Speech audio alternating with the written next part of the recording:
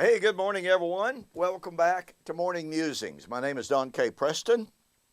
I am the president of Preterist Research Institute of Ardmore, Oklahoma. I had to go in, get myself another cup of coffee. Pardon me. Just enjoying the morning, Here it is, about 4:30, something like that. And just a, start of a good day. I appreciate you being with me. We are looking at the language of Matthew 24:29 and following. Jesus said immediately after the tribulation of those days, let me remind you once again that those days refers to the days of the abomination of desolation, that Jesus said his apostles would see it. Number two, it would be set up in Judea. And when they saw it, they were to flee from Judea. Now, all of that means that it's not talking about a great tribulation somewhere off in America, or South America, or China, or Russia. It would be centric to Judea. I'm not saying there wouldn't be repercussions outside of there. I'm simply saying that's the focus. Now then, Jesus said immediately after the tribulation of those days, the sun will be darkened, the moon will not give its light, or be turned to blood, and the stars of heaven shall be shaken, and the powers of heaven shall be shaken. We have one of two choices. We take the language literally, meaning, well, obviously, heaven and earth haven't passed away. And by the way, if it's the case that Matthew 24:29 and 31 is metaphoric language, then verse 35, where Jesus said, heaven and earth shall pass away, is likewise metaphoric. Jesus doesn't shift from the metaphoric language of Matthew 24:29 and following to a rigid literalism in verse 35. It's the same identical context. You see, that's how critical it is for the futurists to make the language of Matthew 24:29 and following absolutely literal. Because they know if that language of Matthew 24:29 and following is metaphoric, non-literal, then the language of Matthew 24:35 is non-literal, and Jesus was not predicting the dissolution of literal, physical, material heaven and earth. He was using typical Hebraic prophetic language.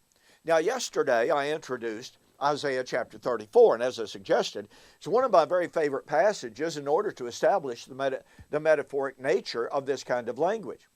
I pointed out that the prophet was speaking about the, quote, destruction of the nations, the time in which the heavens will be rolled up like a scroll, in which all the hosts of heaven will be dissolved. Well, that's not all. Notice, verse 5. You see, he says, the mountains would be melted, all the hosts of heaven will be dissolved, the hosts of heaven will be dissolved, or rolled up like a scroll, for, you see, there's that causative particle, my sword shall be bathed in heaven. Indeed, it shall come down on, planet Earth. Oh yeah, physical heaven and earth will pass away. No. My sword shall be bathed in heaven. Boy, that's graphic. Indeed, it shall come down on Edom. Now, do you remember day before yesterday we talked about the Lord coming in judgment of Assyria? And it says the Lord will come down and fight for Jerusalem. Now it says, my sword is bathed in heaven, and it will come down. Well, clearly it's on literal heaven and earth, right? No, it's on Edom. Who is Edom? They are the Idumeans. They are the descendants of Abraham. They are their relatives. They inhabited the land of Edom, Bozrah. You've probably seen some documentaries on TV. The city of Petra is just mind-blowing. One of the capitals. But the Edomites had been the inveterate enemies of Israel for generation after generation after generation. Here, God is threatening their destruction. Well, here's the deal.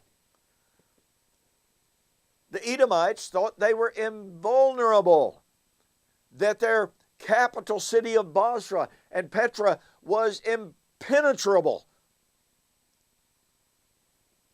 They didn't think anybody could conquer them. And oh, by the way, until this prophecy was fulfilled, they just about were invincible. No one had been able to conquer their kingdom set among the hills, set among the mountains, set among the rocks, as we shall see. But here's the force of this. The Lord describes the destruction of Bozrah, the destruction of Edom, as the destruction of heaven and earth. All the host of heaven shall be dissolved. The mountains of earth shall be dissolved. But it's the destruction of Edom, and specifically their capital city of Bozrah. So, verse 5 again, my sword shall be made in heaven, indeed it shall come down on Edom and on the people of my curse for judgment. The sword of the Lord is filled with blood. It is made overflowing with fatness, with the blood of lambs and goats, with the fat of the kidneys of lambs. For the Lord has a sacrifice in Bozrah and a great slaughter in the land of Edom. Folks, language could not be any clearer. The language of the destruction of heaven and earth. Yeah, heaven and earth. All the host of heaven being dissolved.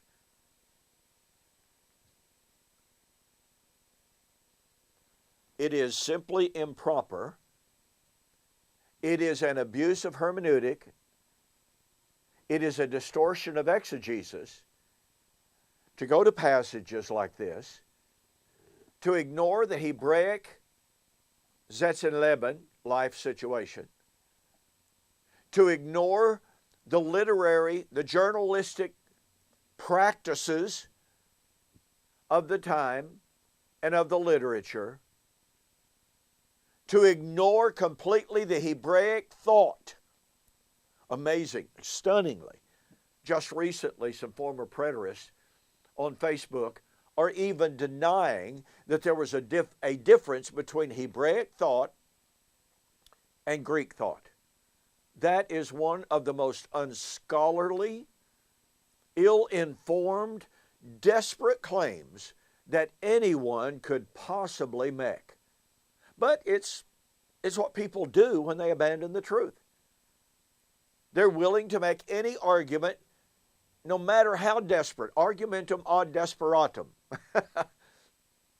So, we have here in Isaiah chapter 34 the description of, quote, heaven and earth, unquote, yet it's very clearly, unequivocally, undeniably a prediction, not of the destruction of the globe, not a prediction of the literal sun, moon, stars. It's a prediction of the coming judgment, the then coming judgment of Edom.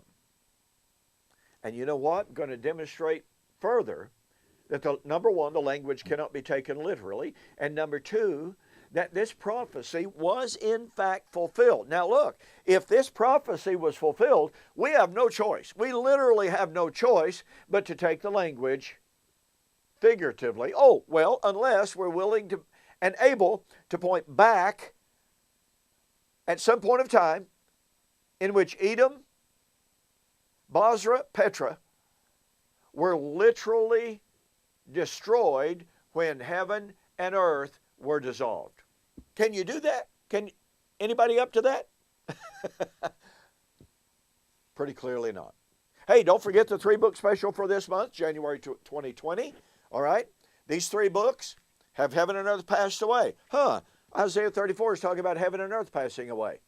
Okay.